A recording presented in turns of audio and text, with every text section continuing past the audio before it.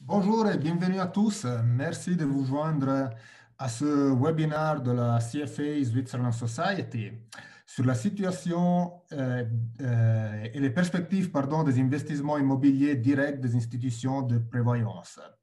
Donc, on est actuellement dans un environnement qui est caractérisé par des taux d'intérêt faibles qui sont destinés à rester faibles encore pendant un certain moment et une incertitude que par le passé elle était liée à la valorisation des actifs.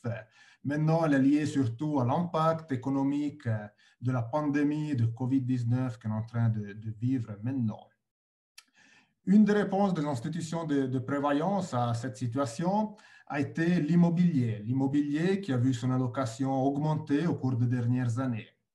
Cependant, on parle de plus en plus de la situation de cette classe d'actifs. Pour ce qui concerne l'immobilier résidentiel, on parle de taux de vacances en augmentation, on parle de la tendance vers le commerce en ligne au détriment de l'immobilier commercial. Et maintenant, il y aura peut-être une poussée du télétravail qui va mettre sous pression les immeubles de bureaux. Donc, quelle était la situation de l'immobilier détenu par les caisses de pension et quelles sont les perspectives pour le futur? Avant de passer au vif du sujet, je souhaite juste vous rappeler que ce webinaire il a été organisé suite à l'annulation de la Swiss Pension Conference de Genève. Et donc, on essaye de passer le plus possible de contenu sur des webinaires de façon à vous donner accès, au moins en partie, au contenu de cette journée. Je peux déjà vous annoncer que le prochain webinaire, il aura lieu le 12 mai 2020. Ce sera Martinez de la Swiss Banking Association. Cette fois-ci, ce sera en anglais et il parlera de l'impact de la crise Corona sur le secteur bancaire. Encore quelques mots sur les aspects techniques de la présentation. Tous les participants ils auront les micros coupés pendant la présentation. Vous pouvez tous poser des questions en utilisant la fonction Q&A de Zoom. Vous pouvez voter pour les questions que vous préférez. Et à la fin de la présentation, il y aura le temps pour répondre à toutes ces questions. Et aussi, le webinaire, il est enregistré et il sera il sera partagé à la fin de la présentation, après aujourd'hui, à tout le monde. Donc, je suis ravi d'accueillir aujourd'hui M. Philippe Sormani. Il est président du conseil d'administration et un associé fondateur du CIFIS. Le CIFI, vous connaissez certainement, c'est une société qui offre une gamme complète de services immobiliers. On va des analyses de marché jusqu'à l'évaluation d'actifs, mais également du benchmarking et du calcul d'indices. Donc, je cède tout de suite la parole à M. Sormani et on va se retrouver après la présentation.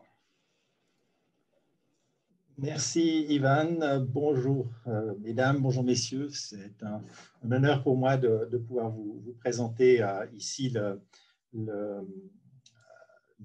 présentation sur ce thème qui m'est très familier, l'investissement direct. Je voudrais partager mon écran là tout de suite pour pouvoir commencer à entrer dans le vif du sujet. Donc, j'appuie juste sur le bon petit bouton. J'ai un petit problème technique. Alors, voilà, je vais essayer. Excusez-moi. Mais tout marchait bien il y a encore 30 secondes. Et cette fois-ci, c'est chez moi que je n'arrive plus à partager mon écran. Alors, c'est vraiment un tout petit peu gênant.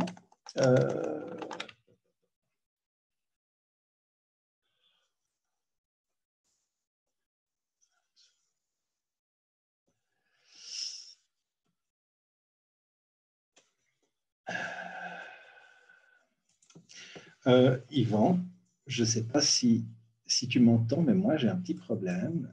Oui, je t'entends bien. Ok, là maintenant je pense que c'est revenu. Je ne sais pas ce qui s'est passé, excusez-moi mesdames, messieurs. On t'entend très bien, il n'y a pas de souci. Ok, très bien. Je suis vraiment désolé, là maintenant l'écran est revenu et j'espère que vous arrivez à voir mes transparents. on voit ta présentation, je te confirme. Parfait, extra. Je suis vraiment désolé pour ce petit contretemps. Donc, le thème de la présentation, il vous a été communiqué et je vais maintenant pouvoir avancer dedans. Donc, au sommaire de ma présentation, nous avons les différents facteurs qui impactent le marché immobilier. Et en fait, quand on pense aux facteurs immobiliers qui impactent l'immobilier, on pense tout de suite aux facteurs économiques. Mais en fait, le facteur qui a le plus gros impact et qui présente le plus de risques pour les placements immobiliers, c'est la politique. En fait, la politique, et on en a aujourd'hui un témoignage, une actualité invraisemblable. Vous avez une session extraordinaire des chambres fédérales et il y a déjà des décisions qui sont prises. La première qui porte simplement à régler des baisses de loyer dans le cadre de décisions, de législation particulière. Le Conseil fédéral avait recommandé le rejet de la motion qui a été présentée. Cette motion, elle porte sur en fait donner 2 mois de loyer gratuit à des indépendants et à des petites entreprises qui ne paieraient pas plus que 5 000 francs de loyer par mois pendant 2 mois sous certaines conditions. Et ce qu'il faut savoir, c'est qu'en fait, une décision comme ça peut changer complètement votre situation de revenu. En fait, un changement législatif a un impact qui est souvent impossible à anticiper et surtout, ça se décide parfois le vote d'un week-end ou bien ici, le vote hier du Conseil des États et puis peut-être aujourd'hui, il passe déjà au vote aujourd'hui peut-être au Conseil national et donc c'est un impact grave. Non, si on fait abstraction des risques politiques et en Suisse on est, Dieu merci, on a une stabilité politique et puis une stabilité législative qui est très grande, donc on n'a pas trop de craintes normalement, mais ce processus démocratique et législatif est en cours et donc on voit là, on a eu un exemple très marquant. À part ça, évidemment, il y a les valeurs classiques comme l'évolution démographique, la construction, l'immigration, les changements climatiques ou encore l'économie. Et je vais vous parler un peu de ces 4 facteurs-là. Il y en a d'autres, évidemment, je ne peux pas parler trop longtemps non plus, donc je me suis limité à ces 4 facteurs-là. Ensuite, je voudrais dire 2-3 mots sur les observations qu'on a faites du marché avant que la crise éclate et puis ensuite de parler des perspectives qui vont s'ouvrir avec le Covid-19. Et puis, évidemment, je répondrai très volontiers à toutes vos questions si vous en avez. Donc, voilà pour le programme de cette présentation. Je parlais du risque politique. En fait, OCIFI, ça fait depuis des années, à chaque présentation du benchmark, qu'on rappelle que le plus grand risque pour les investisseurs immobiliers, ce ne sont pas l'économie ou bien les taux de vacances, mais c'est bien le risque politique. Un changement des conditions cadres va faire basculer des valeurs des valeurs et des revenus dans une dimension qui est très difficile à anticiper. Nous faisons ça au niveau fédéral, cantonal et communal dans les grandes communes. Nous analysons toutes les notions, vraiment tout ce qui est susceptible d'influencer ça, et ça nous permet justement d'avoir un peu de fournir à tous les acteurs qui le souhaitent des informations sur ce qui est le plus important facteur de notre point de vue. Donc, une fois qu'on a ça sous la main, qu'on est confiant qu'on a les choses en main, on peut regarder les facteurs qui sont, eux, plus traditionnels et qui partent de l'idée que le cadre, les règles, les modèles sont valables, sont stables et puis qu'il n'y a pas un déplacement de niveau carrément qui intervient suite à un changement justement de cadre législatif. L'évolution démographique, je veux dire, il faut voir c'est qui les clients de l'immobilier. En fait, pour tout l'immobilier résidentiel, c'est la population et si vous avez une population en diminution, ben, la demande va baisser. Si vous avez une population en augmentation, elle va augmenter. Donc, la demande va être très fortement dictée par la population. Et puis ensuite, il y a aussi d'autres facteurs. Si vous avez une population très jeune, il faudra plus d'écoles. Et puis, si vous avez une population vieillissante, il faudra d'autres choses. Donc, en fait, il faut être très conscient quand on regarde l'immobilier que l'évolution des pyramides de l'âge, c'est très important. Si on regarde la situation aujourd'hui, ça ressemble à ça. On a ici en bas un tableau qui nous dit qu'il y a 1,6 million de personnes qui sont au-dessus de 65 ans. Ça représente à peu près 19%. Si on se projette dans 20 ans, ça ressemblera à ceci. Et si je fais la même chose, je n'ai plus 1,6 million sur les 10 millions qu'il y aura, mais j'en aurai 2,6 millions. Donc la part de population élevée, âgée, elle va passer de 19% à 25%. Et ça, c'est un facteur qui va changer beaucoup la demande. Parce que c'est clair qu'on doit préparer son offre à la demande qui va venir. Et puis, dans une stratégie, c'est ça qu'il faudrait avoir. Si on regarde le système de retraite et comment ce que vont vivre ces personnes âgées, quand on a créé l'AVS, on avait 6 personnes qui travaillaient pour une personne qui touchait. En 2020, il y a 3 personnes qui travaillent pour une personne qui touche. Et dans 20 ans, il n'y en aura plus que 2 qui travaillent pour une qui touche. Donc là, il y a un élément important par rapport aux revenus des personnes et comment est-ce qu'il va falloir faire que ces revenus soient bien. Il y a des problèmes qui sont tout à fait liés avec ces aspects démographiques qui vont influencer l'économie, la législation, mais aussi, évidemment, l'immobilier.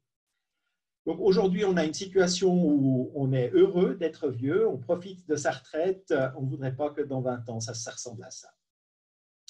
J'arrive au deuxième thème, le changement climatique. En fait, c'est clair, s'il fait chaud, on a plutôt tendance à vouloir se protéger avec la climatisation. S'il fait froid, on met le chauffage.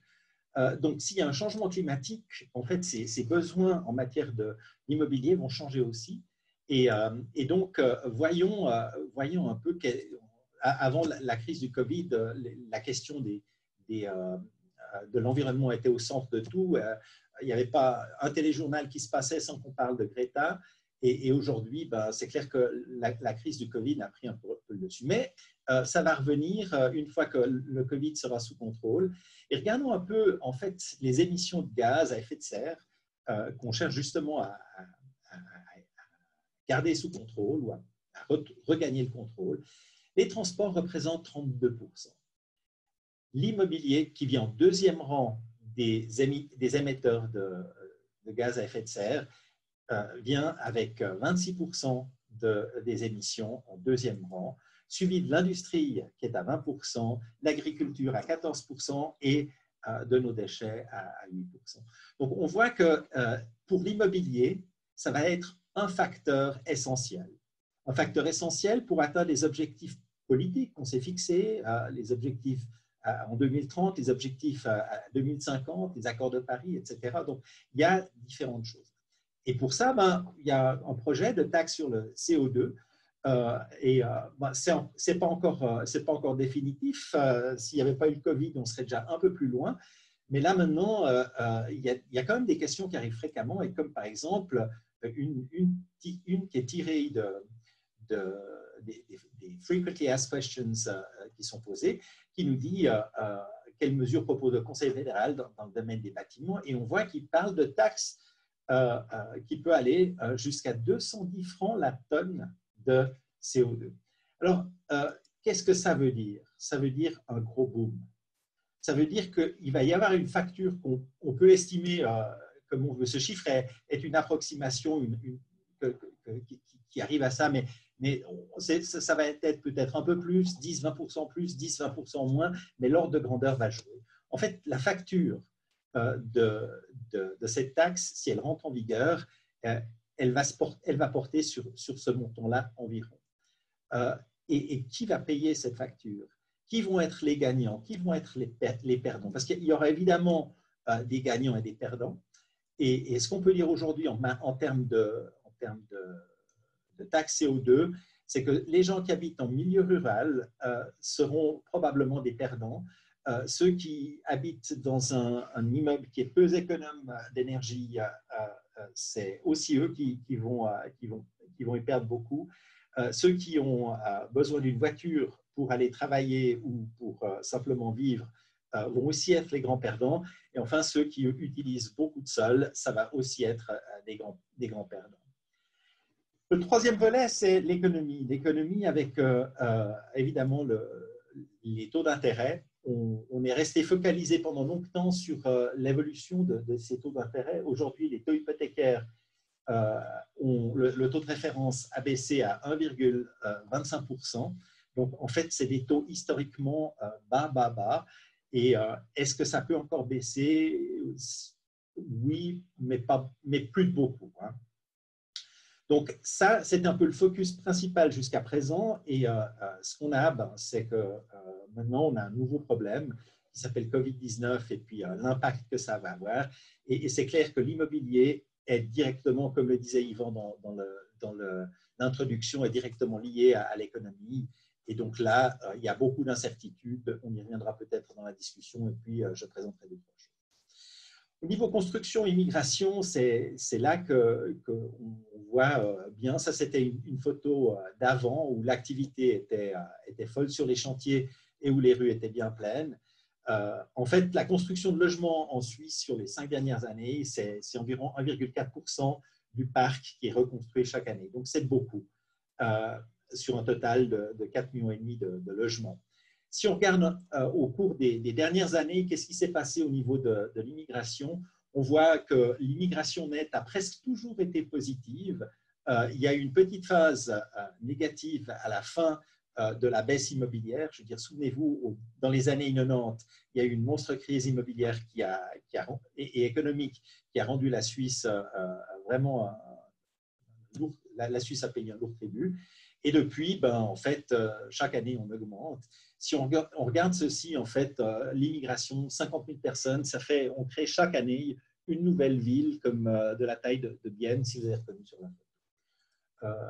Avec le Covid-19, eh bien, le Trax, il a vachement diminué, puis l'immigration, il n'y a plus besoin d'une grande ville, un petit village va suffire. Donc, tout ceci pour dire, c'est qu'on a effectivement des transformations qui sont en train de se passer. On ne sait pas très bien exactement quels vont être tous les impacts parce que l'impact économique est encore très, très incertain, mais on est sûr qu'il va y avoir un impact. Si on regarde jusqu'au mois de février, qu'est-ce qu'on voyait? On voyait que les actions suisses, les fonds immobiliers suisses et les sociétés immobilières suisses en 2019 avaient fait des performances absolument affolantes. Les actions avec 30%, les fonds immobiliers avec 21,7%, les sociétés immobilières avec 40%. L'immobilier direct, qui est donc où le propriétaire investit dans les immeubles et puis les exploite et génère ainsi des cash flows, représentait qu'une performance de 6,2%, ce qui est un bon résultat, on peut dire, mais quand même, en comparaison des autres, c'est faible. Si on regarde les obligations, l'an passé, elles étaient à 2%. Alors, la performance pour l'immobilier direct, il faut peut-être juste rappeler qu'est-ce que c'est. Parce qu'en fait, l'immobilier direct, vous avez d'une part les plus-values qui vont être faites en fonction de la valorisation des actifs. Et puis d'autre part, vous allez avoir les cash flows nets qui vont être dégagés, qui seront un peu comme les dividendes d'une action pour l'immobilier. En fait, c'est le cash flow net qui va être ce que le dividende est aux détenteurs d'actions ou de parts de fonds. Alors, ça, c'est le rendement des net cash flow et le rendement l'évolution des valeurs. Additionnés ensemble, ça va nous donner le total return. On parlait tout à l'heure des vacances et en fait, le taux de vacances depuis 2013 jusqu'à 2018 a bien augmenté. Et en fait, depuis une année, en 2019, on a observé un léger recul. Il est bien plus haut qu'il n'a déjà été. Dans certains endroits, c'est même grave. Ce n'est pas partout pareil. Ce n'est pas un pied au frigo, l'autre sur le grill, puis en moyenne, la température est bonne. Il y a des endroits où c'est vraiment sinistré, où il y a vraiment des taux de vacances très élevés. On y reviendra. Si je regarde maintenant les éléments on voit, si on regarde vers l'avant, les perspectives du Covid-19. En fait, ça, c'était le monde tel qu'on le voyait avant le début mars. Et puis, tout d'un coup, il a changé de forme et il a pris cette couleur. Et en fait, si on regarde un peu les 30 dernières années, les différentes catégories d'actifs que je vous montrais tout à l'heure, vous avez en bleu un peu plus foncé les actions suisses. En vert, vous avez les sociétés immobilières, donc les actions, les titres. Ensuite, en rouge, vous avez les fonds immobiliers suisses. En mauve, vous avez les obligations suisses. Et puis en bleu, quelque chose qui a l'air vraiment d'une stabilité incroyable, c'est la performance des investissements immobiliers directs. Et ce qu'on voit là, on a presque le sentiment, mais faire attention, c'est aussi un peu une échelle. Là, on a une crise immobilière de 90 à 97, 98. Mais en fait, pendant cette crise, les prix ont reculé d'à peu près 30%. Mais ce qu'il faut savoir à l'époque, c'est que les cash flows nets continuaient de tomber. Et en fait, les rendements des net cash flows dans cette phase-là venaient en fait chaque année quasiment compenser la perte de valeur sur les biens immobiliers pour les immeubles de rapport. C'est pour ça qu'en fait, dans la période de crise, si on regarde les indices de prix, on voit une très nette baisse de ces indices, alors que si on regarde la performance, on a le sentiment, en fait, l'immobilier, ok, c'était pas folichon, mais par contre, ça vient de nous. Si on regarde dans la première crise, dans les dernières 30 années, c'était en 2001, la crise de l'Internet, on voit qu'il y a eu une sérieuse correction sur les actions, une sérieuse correction aussi sur les fonds immobiliers. Les sociétés immobilières ont aussi corrigé, mais se sont reprises un peu plus rapidement. Et si on regarde là en bas ce qui s'est passé avec l'immobilier direct, rien. Donc, dans la première crise, on peut dire que l'immobilier était vraiment solide comme un roc. Si on regarde la deuxième crise, qui était un peu plus importante, la crise financière la fin des années 2000, là, on voit que l'impact sur les actions était beaucoup plus fort, sur les fonds immobiliers a aussi été fort, mais de nouveau ici, si on regarde qu'est-ce qui s'est passé au niveau des investissements directs, en fait, dans le passé, on peut dire que les investissements directs, que ce soit dans la crise économique au début des années 90, que ce soit, donc c'était en Suisse, la crise de l'Internet en 2001 ou la crise financière en 2008, ont très bien résisté parce qu'en fait, même quand les prix ont reculé, les cash flows venaient et continuaient d'être payés, les locataires continuaient de payer leur loyer et ça, c'était bon.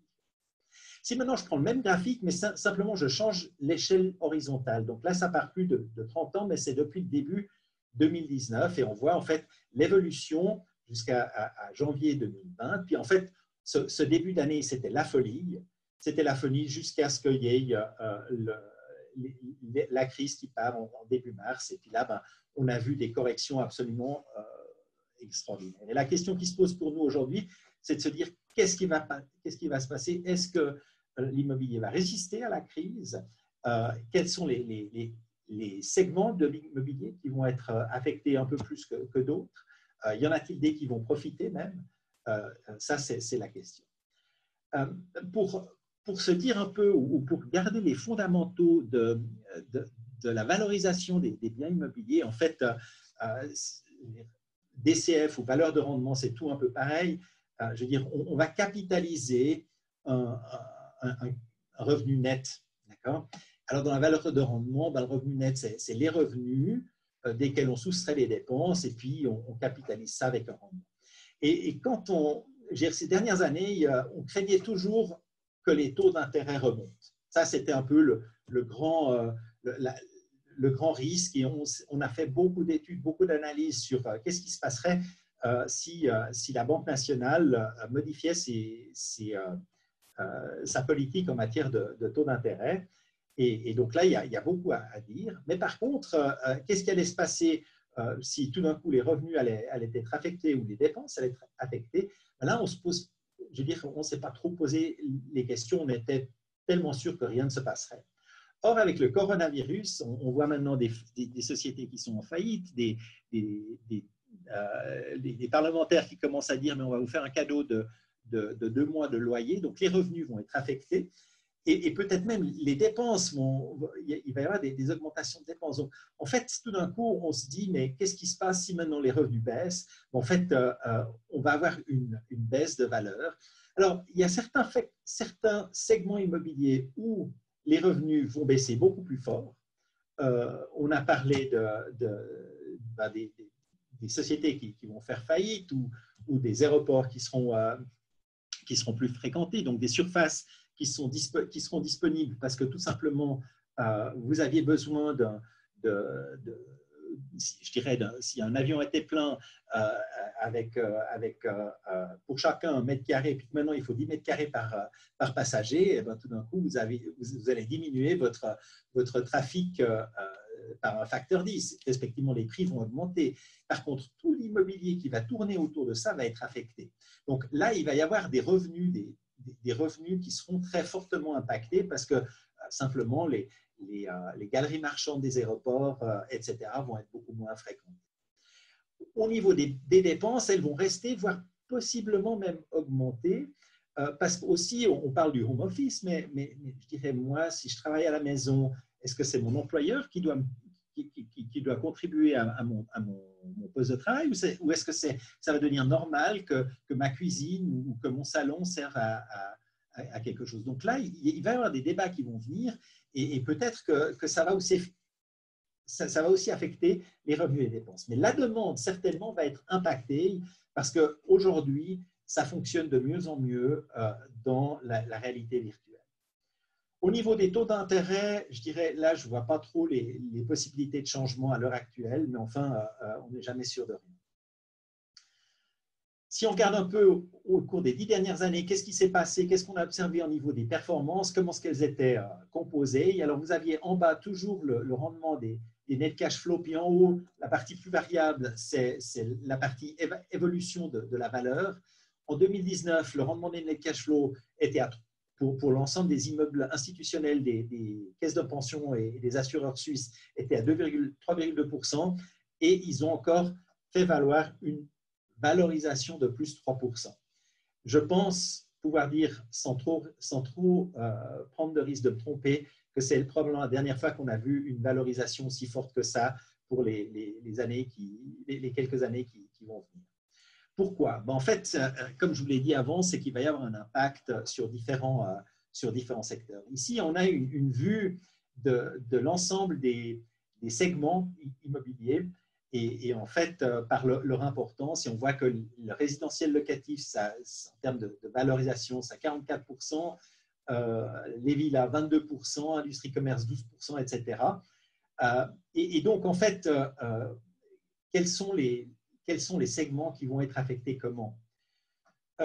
Pour les investisseurs institutionnels, les villas, ce n'est pas vraiment ça qui rentre en ligne de compte. Vous n'investissez pas non plus dans le commerce, mais dans les immeubles résidentiels et puis locatifs, et puis dans les immeubles de bureaux, certainement aussi, peut-être aussi dans l'hôtellerie et dans le tourisme, la restauration. Et si on regarde dans ces segments-là, je dirais, c'est à vous de voir quel type de pondération vous avez dans votre portefeuille, mais de manière générale, l'immobilier résidentiel, on s'attend que ça reste stable parce que les gens vont continuer d'avoir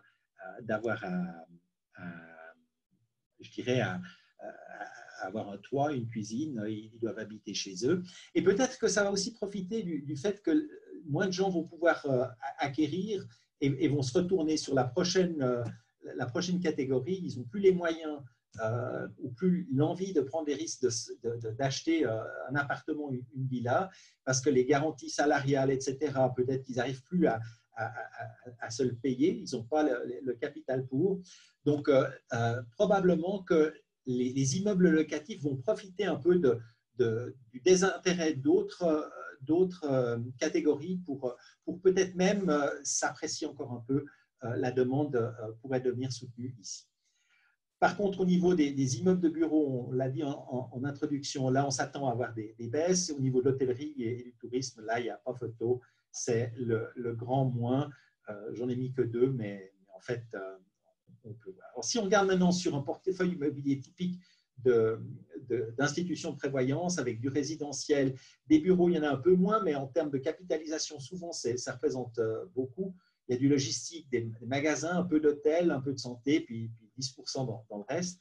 On peut dire qu'un portefeuille comme ça, il y aura évidemment un recul lié surtout à tout ce qu'on a là en bas, mais pour le résidentiel, on s'attend à pas vraiment ça. Donc, si on prend la matrice de risque, on regarde sur l'échelle verticale la probabilité de réalisation, donc en haut, c'est très probable, en bas, c'est peu probable. Ensuite, si on regarde vers la droite, la répercussion, peu d'impact ou grand impact, l'effet du Covid-19, si on prend pour le résidentiel, on place le résidentiel en effet faible avec une assez grande forte probabilité. Si par contre on regarde les commerces, là, il y a une assez forte probabilité qu'on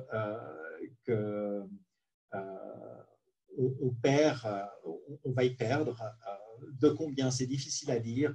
Ça dépendra où, ça dépendra du type de locataire que vous avez, mais certains locataires qui ont des grosses difficultés, s'ils font faillite, eh ben, ça ne va pas vous arranger non plus. Donc, il faudra peut-être faire des concessions et accepter une réduction de loyer pour permettre aux locataires de survivre, pour que quand les affaires reprennent, eh bien que vous avez déjà un locataire dedans qui va vous payer quelque chose.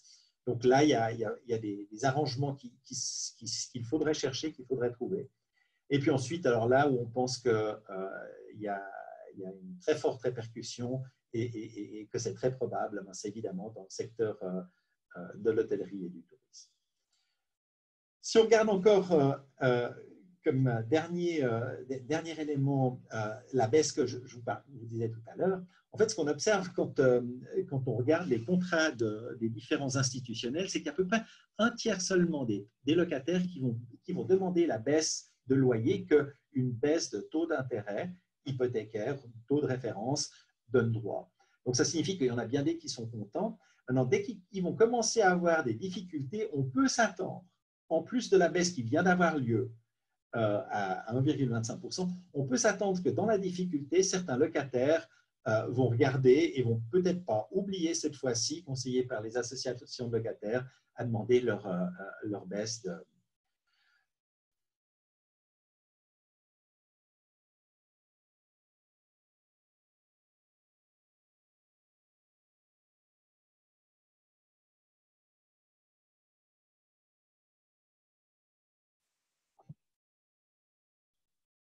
C'est mort. C'est mort? Ça va, Philippe? Tu Oui. m'entends? Voilà. OK. Ah, voilà, c'est nous là. Moi, j'ai eu un écran noir, donc tout d'un coup, j'ai eu peur. Ouais, donc voilà, pour dire. Sur les slides précédents, je pense, sur l'effet yo-yo.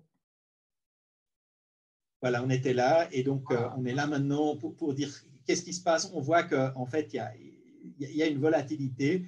Pour l'immobilier, on s'attend pour que 2020, ça va être nettement moins bon que 2019. Où est-ce que ça va être? C'est difficile à dire, mais je dirais, si on prend l'image un peu de la crise précédente pour les institutionnels, ça ne devrait pas être trop dramatique. Les cash flows vont continuer d'entrer. Surtout sur le résidentiel, et c'est la plus grande partie de leurs actifs. Et je vous remercie beaucoup pour votre attention. Et là, des questions, et puis voilà. Je vous remercie beaucoup. Et j'arrête de partager mon écran.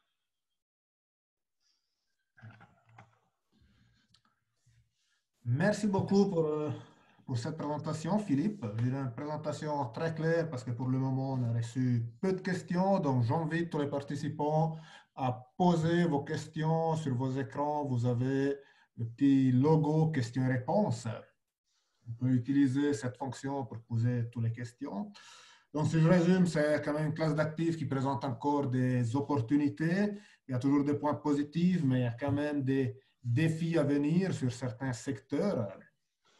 Et vu qu'on parle de secteurs, donc on a parlé tout au début de la présentation de l'évolution de la population, de la démographie. Et ce que j'ai remarqué, c'est que quand vous avez présenté les différents secteurs immobiliers, il n'y avait pas de plus, disons, de points positifs pour la santé. Est-ce que vous pourrez peut-être, et pour la logistique non plus, quoi. On a parlé voilà, du commerce, du commercial, mais j'ai vu ces deux secteurs, santé et logistique, qui n'avaient pas de points positifs.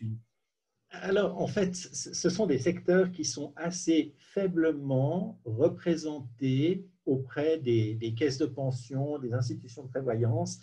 Ça va plus être des fonds spécialisés qui vont gérer ce genre de choses. Et ce qu'on a vu des dernières semaines, si je reviens un peu en arrière et puis que je vous montre cet écran-là, je vais partager mon écran ici.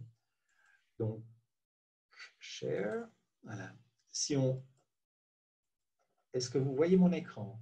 Oui, on le voit.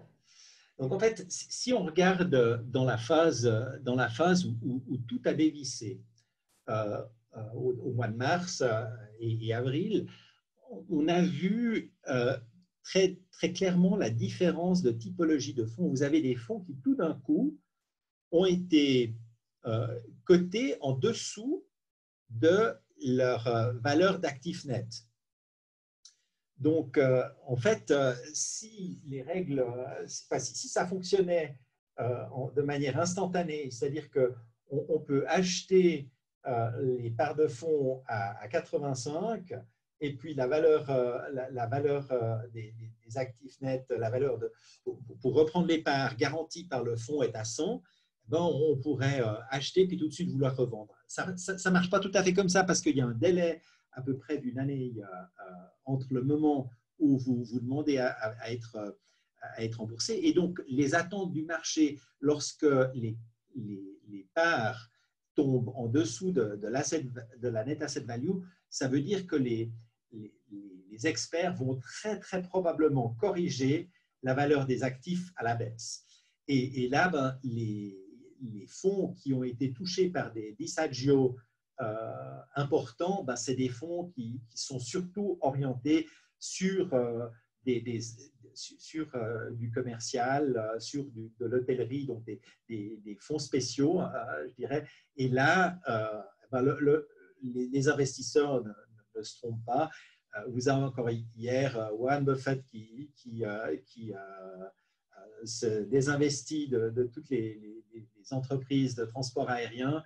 Je veux dire, il y a une c'est pas la panique, mais il y a objectivement une situation qui fait que le business model de l'économie mondiale va changer, de l'économie locale va changer, et donc que les besoins en matière d'infrastructure immobilière vont changer aussi. Et dans ce contexte-là, ben, je pense que les segments, et si je reviens sur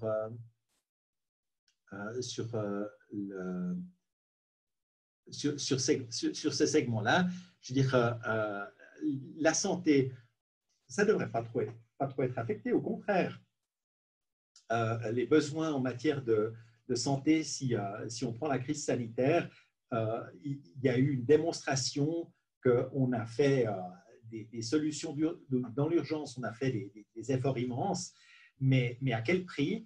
Et donc, d'avoir un système qui est plus contrôlé, et je dirais toutes les réflexions qui se faisaient sur les hôpitaux, sur les besoins d'investir ou de concentrer les ressources, je veux dire, là, il y a tout d'un coup un nouvel effet qui est terrible et qui va nécessiter des analyses profondes, des réflexions profondes et qui risque de changer les choses. L'agriculture, ben là, ça ne va pas trop changer. Puis les installations de transport, ben là, je pense en tous les cas, tout ce qui touche à l'aéronautique va être fortement affecté. Et c'est peut-être des surfaces qui vont pouvoir être réaffectées à d'autres besoins. Je veux dire, si on prend autour de Zurich, l'aéroport de Dubendorf, il y a une demande immense pour qu'on transforme cet aéroport en une zone économique. Et donc, c'est-à-dire qu'on n'ait plus un tarmac, mais des bâtiments qui servent à quelque chose. Donc, de ce point de vue-là, je crois qu'il y a besoin de réinventer le monde et puis en fonction je dirais, des investisseurs qui seront prêts à faire et à soutenir, que ce soit l'énergie renouvelable ou bien que ce soit des nouveaux projets économiques qui sont viables dans un nouvel environnement, avec une nouvelle donne, eh ben, la demande dressera un peu le tableau pour dire qu'est-ce qui va être demandé. Mais je crois que ce qu'on peut dire aujourd'hui de manière à peu près sûre, c'est que au niveau de l'immobilier commercial, les bureaux, l'administration, là, je veux dire, regardez, est-ce que votre banque, elle fonctionne avec vous à la maison, avec la moitié des personnes. Je veux dire, si tout d'un coup, on décrétait on réduit de 50% la présence au bureau, puis 50% de présence en home office, en tout cas, je vois ça chez nous, nos collaborateurs sont très contents. Et l'efficacité au travail, elle n'est pas moindre. Donc, je pense que là, il y aura des transformations que la digitalisation rend possibles, qui vont être durables. Et c'est des questions d'organisation ensuite. Donc là, il y aura une pression sur l'hôtellerie et le tourisme. Je dirais, là, pour moi, c'est le plus dur, le plus évident et le plus rapide. Et je ne sais pas si les transports aériens, si on n'arrive pas rapidement avec une solution où on peut de nouveau voyager sans masque et refaire des fondus dans des caveaux, je veux dire, qui sont surpeuplés et chauds en hiver à la montagne, je dirais, je ne vois pas très bien comment est-ce qu'ils vont réussir à sortir. Donc, il va y avoir une contraction du tissu qui va être très grande. Ouais. Une question qui a reçu beaucoup de support là, c'est sur les différences régionales. Donc, on peut découper la Suisse de plusieurs façons.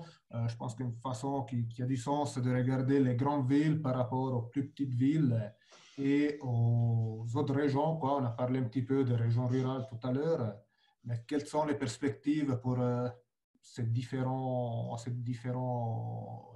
régions? Alors là, je pense qu'il y a beaucoup à dire.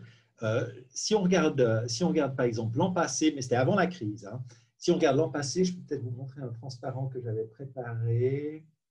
Voilà, ici. Ça, c'est en fait pour le résidentiel par canton. En fait, on a sur l'axe horizontal, on a l'évolution de l'état locatif. En moyenne suisse, les états locatifs en 2019 ont baissé de 1,4%. Et puis, sur l'échelle verticale, on a le prix au mètre carré par année.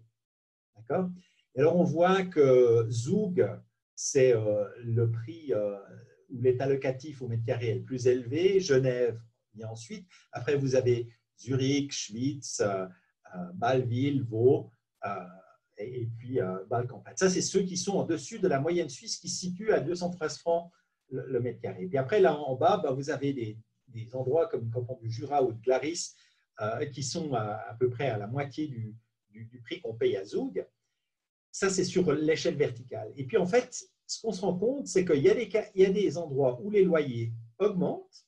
Par exemple, en Valais, c'est là que les loyers ont augmenté. Mais ce qu'il faut voir aussi en Valais, c'est qu'il y a eu beaucoup de nouveaux immeubles qui sont venus. Donc, c'est des états locatifs, c'est ce qu'on aimerait avoir. Et en Valais, vous avez eu aussi observé une augmentation du taux de vacances élevé. Donc, au niveau de l'investisseur institutionnel qui a investi en Valais, il avait un plan qui était de louer cher, mais malheureusement, ce plan n'a pas vraiment fonctionné. Donc, il ne gagne pas beaucoup plus qu'avant, voire même moins. Donc, ça, c'est un peu technique. L'état locatif ne tient pas compte des vacances. C'est un peu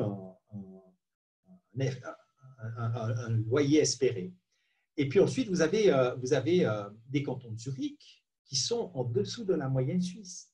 Mais si on va maintenant ville par ville, vous voyez où se trouve la ville de Zurich, la ville de Genève, la ville de Bâle, de Lausanne. En fait, dans le canton de Zurich, la ville de Zurich était très demandée, mais vous avez des coins pourris qui a une surabondance qui commence aussi à venir là, et les gens n'ont pas envie d'aller habiter là parce que c'est loin du centre. Ça, c'était la situation l'an passé. Si on regarde la situation cette année, je pense qu'il va y avoir quelque chose de différent. Je pense que en fait, tout d'un coup, habiter dans le Gros de Vaud, si vous avez un Internet qui est correct, vous travaillez sans problème. Vous n'avez plus besoin d'aller au bureau à Genève, vous êtes à Martigny, vous ne prenez plus le train pour aller le matin et rentrer le soir, Montaix, etc. Donc, ces zones qui allaient jusqu'à Genève, tout d'un coup, elles retrouvent un peu une attractivité. Donc là, ça va être plus l'infrastructure de la commune, l'infrastructure d'achat, les possibilités que vous avez localement. Et puis la culture, on a vu que par digital, on arrive très bien à voir des bons films sur écran géant avec Beamer et tout. Donc je pense là, il y a je veux dire, si on exclut le social à cause de la distanciation, eh bien, je pense qu'on gagne dans la périphérie, on se portera bien. Et donc, les prix en ville de Zurich, Genève, etc., on risque de pouvoir voir ça baisser. Ce qu'on doit aussi dire, c'est qu'à Zurich, je veux dire, on voit des chiffres qui sont vraiment, pour moi, assez inquiétants. Les taux de vacances, on dit à Zurich, il n'y a pas de vacances. Mais quand même, chaque année à Zurich, il y a 50 000 personnes qui changent d'appartement. Donc, s'il n'y a pas de vacances, on est à 0,4%. Si on fait un petit compte, ça veut dire qu'il y a à peu près 600 appartements. Il n'y aurait que 600 appartements de vide à Zurich, mais en fait, on arrive quand même à faire déménager, si on les prend deux par deux, 25 000 appartements qui changent de main. Donc, il y a quelque chose qui ne joue pas dans ces chiffres, et je pense que la manière dont on les regarde aussi, c'est-à-dire qu'on regarde, c'est l'économie, c'est-à-dire les vacances, c'est uniquement, c'est ce que si vous avez un état locatif de 200 francs le mètre carré et puis que vous en encaissez que 190, eh bien vous avez perdu 10. 10, c'est des vacances économiques. Et ces 10, en les divisant par 200, on va arriver à 5% de taux de vacances. Si par contre on regarde, est-ce qu'il y avait quelqu'un dans l'appartement ce jour-là, eh ben, s'il a changé, je veux dire, il était loué par quelqu'un d'autre, mais il y a eu une rotation. Donc, est-ce qu'il y a vraiment la crise immobilière, le manque qu'on veut bien dire? C'est clair que par rapport à des endroits comme le canton d'Argovie, où vous avez 13% de taux de vacances, eh ben, ça peut être, c'est très, très, très, il y a une très forte demande. Ouais. Merci. Il y a plusieurs questions qui sont arrivées.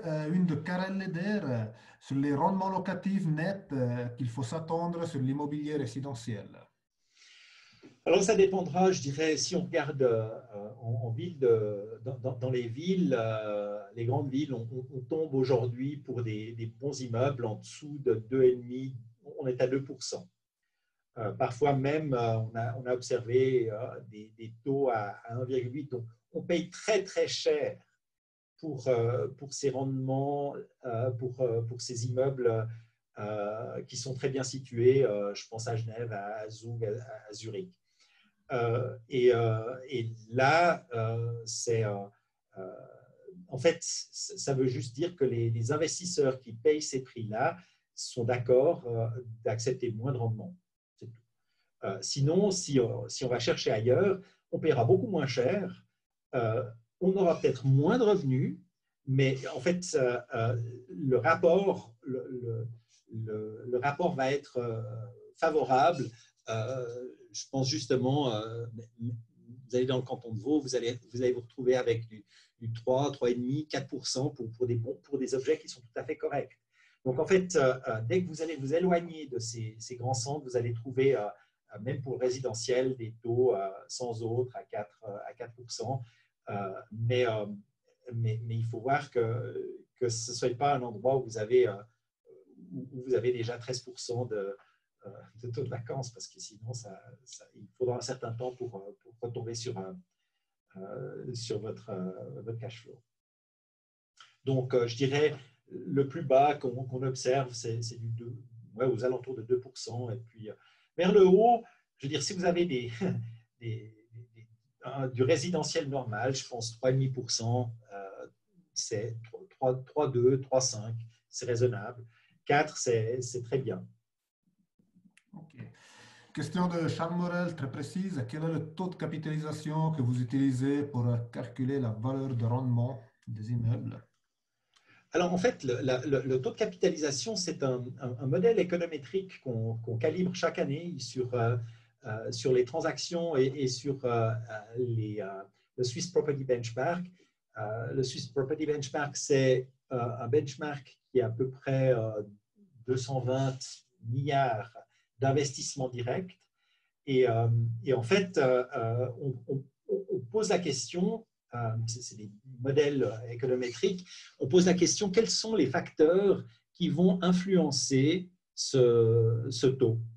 Alors, on les observe et puis ensuite, on fait nos modèles de régression qu'on recalibre chaque année. Et alors, les facteurs qui rentrent dedans, vous avez la situation macro, où est-ce que je me situe, la situation micro. Dans les taux de capitalisation, vous avez aussi des questions comme la qualité de la construction, l'âge, le type d'utilisation, est-ce que c'est du résidentiel, est-ce que c'est du commercial, l'exploitation du terrain. Donc, en fait, il y a une dizaine de facteurs qui vont venir influencer et de manière statistiquement palpable, c'est-à-dire qu'on arrive à calibrer l'impact qu'une variation de ces facteurs a sur les taux de capitalisation.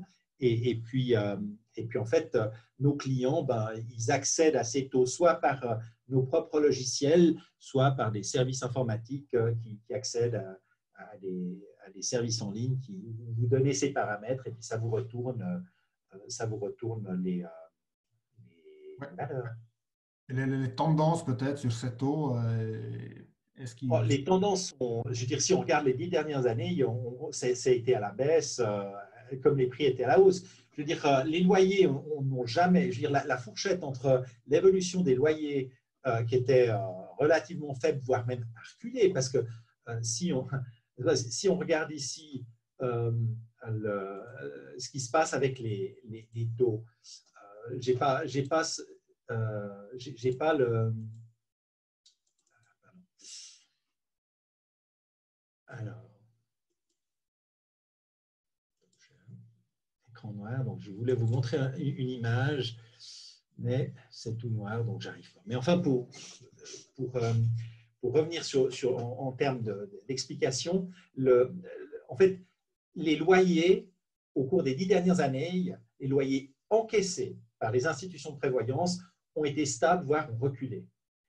On était content quand il y avait de la rotation, puis qu'on pouvait relouer un peu plus cher parce que, en fait, avec la baisse des taux d'intérêt, vous avez légalement un recul légal de ce que le locataire peut exiger.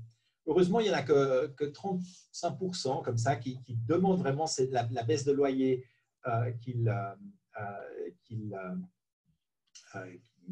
auquel ils auraient droit. Mais en parallèle, les prix ont augmenté. Donc, si les loyers n'augmentent pas et puis que les petits prix augmentent, vous dites, même s'ils étaient stables, admettons, vous avez un loyer constant et les prix ont augmenté à Genève d'un facteur 2. Donc, en fait, les taux ont baissé de 50% par rapport à il y a encore 15 ans en arrière. Donc, ça, c'est un phénomène qui met justement maintenant des taux nets à 2% et qui sont assez graves, je pense. Ouais. Et David Croisier pose la question sur, donc on l'a vu, on a discuté tout à l'heure, les caisses de pension historiquement, elles sont gourmands d'immobilier. Ces dernières années, ils ont encore augmenté leur allocation. Est-ce que vous pensez que c'est un trend, que ça va se continuer ou la situation actuelle, peut-être avec des opportunités dans des autres marchés, ça va changer cette tendance? Là, je dirais qu'il y a 3 aspects que je prendrai en compte pour essayer de mettre un peu un canevas pour donner la réponse. Première chose, c'est je pense que l'immobilier, aujourd'hui, est un générateur de cash flow qui est solide. Et si on a les moyens de rester investi et de simplement encaisser les cash flows et attendre que le prochain cycle vienne avec le cas échéant des corrections de valeur, mais qui nous sont égales parce qu'on achète les immeubles pour les prochaines 50 ou 80 années, le cash flow qui nous intéresse et l'immobilier va rester. Donc, ça restera attractif. Ensuite, il y a évidemment ce que la Banque nationale décide en matière ou fait en matière de taux qui est éminemment déterminant. Les obligations avec les taux actuels ne sont évidemment pas ne remplissent pas du tout les rôles je dirais, de générateur de cash flow que pendant de longues années, ça a été le rôle principal pour les institutions de prévoyance. Donc, il y a eu ce passage des obligations vers l'immobilier qui est un facteur important. Et puis, si les taux devaient reprendre de la hauteur, je dirais, on peut s'imaginer qu'il y ait un retour de balancier qui va dans l'autre sens. Puis ensuite, c'est quoi les alternatives, les autres alternatives aux obligations et puis à l'immobilier? Vous avez évidemment les actions. Et alors, comment les actions vont évoluer dans un contexte de post-Covid-19? Je veux dire, je suis bien incapable de donner, mais c'est certainement les hypothèses sur ces réflexions-là qui vont dicter un peu est-ce que j'anticipe qu'il faut aller plutôt dans un sens ou plutôt dans l'autre. Donc, aujourd'hui, je pense que les incertitudes en matière d'évolution des marchés des actions, c'est très, très grand. Et puis, même Elon Musk pense qu'il est surévalué. Donc, je veux dire, c'est difficile à dire. Mais en tout cas, je dirais que c'est les trois facteurs ou les trois éléments de réflexion qu'il faut avoir quand on se pose cette question. Puis après, vous avez évidemment comme caisse de pension, vous avez votre allocation, votre analyse des actifs et des passifs. Je veux dire, il faut qu'il y ait cette adéquation. Donc, si vous avez une jeune caisse de pension, une caisse de pension âgée, vous avez d'autres contraintes. Mais je pense que l'immobilier va rester attractif dans les années qui viennent. En tout cas, les 5 prochaines années, ça va rester très attractif. Super, ouais. Peut-être une dernière question, vu qu'on arrive bientôt à la fin de la présentation. C'est une question que ça va au-delà de l'immobilier. Donc, on avait vu une vague verte très forte récemment. La question, c'est est-ce que ça va continuer après le Covid? Est-ce que ça va refléter dans l'immobilier avec des investissements durables qui vont se poursuivre? Ou est-ce que vous voyez des signaux, quelque chose qui vous fait penser que peut-être ces investissements, ils vont ralentir? Alors, moi, je pense que le Covid va être éphémère. Les conséquences du Covid, peut-être pas, mais le Covid, je veux dire, il y a un tel impact économique sur tout le monde. Ça coûte tellement cher que les recherches sont faites avec beaucoup d'énergie, beaucoup de financement pour essayer de trouver des vaccins, de trouver des médicaments. Et je pense que c'est une question de temps pour y arriver. Mais on va y arriver. Donc, on sortira du Covid. On ne sait pas à quel niveau on en sortira, mais on en sortira. Je pense par contre la problématique qu'avec 10 milliards de personnes sur Terre, il y a des problèmes environnementaux, ça, on ne va pas s'en sortir. Il va falloir fondamentalement changer quelque chose. Donc, je crois qu'au niveau des voitures, du transport, où on a vu tout à l'heure qu'on était au niveau de l'importance du secteur avec 32%, c'était le plus important. L'immobilier suit de très près avec 26%. Je veux dire, améliorer nos chauffages, améliorer notre efficacité énergétique, c'est vital, comme pour les transports. Et pour les transports, on le fait. Et je pense qu'on va le faire aussi pour l'immobilier. Et là, nous, on travaille beaucoup sur ces sujets. Comment apporter de la transparence aux investisseurs? Parce que ce n'est pas tout d'avoir des modèles énergétiques. Il faut ensuite que le côté économique, le côté rentabilité, rendement, etc., ça rentre dedans et ça soit y intégré parce que finalement, pour la caisse de pension, l'immobilier, c'est une catégorie d'actifs et il en faut d'autres. Donc oui, je suis convaincu que les éléments ou que la vague verte, comme vous disiez, va continuer dans l'immobilier et va être un facteur déterminant des orientations stratégiques de tous les détenteurs d'un parc immobilier. Super, merci beaucoup. On arrive à la fin de ce webinaire. Je me remercie Philippe pour avoir partagé avec nous cette analyse. Je remercie également tous les participants. Désolé si on n'a pas pu traiter toutes les questions parce qu'il y en a beaucoup qui sont arrivés vers la fin.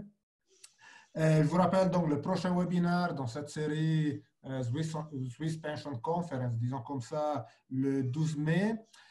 Vous allez recevoir prochainement le lien à cette présentation, plus un questionnaire de satisfaction. C'est toujours très intéressant pour nous. Et encore une fois, merci à tout le monde et bon après-midi. Merci à tous et à bientôt. Au revoir. Au revoir.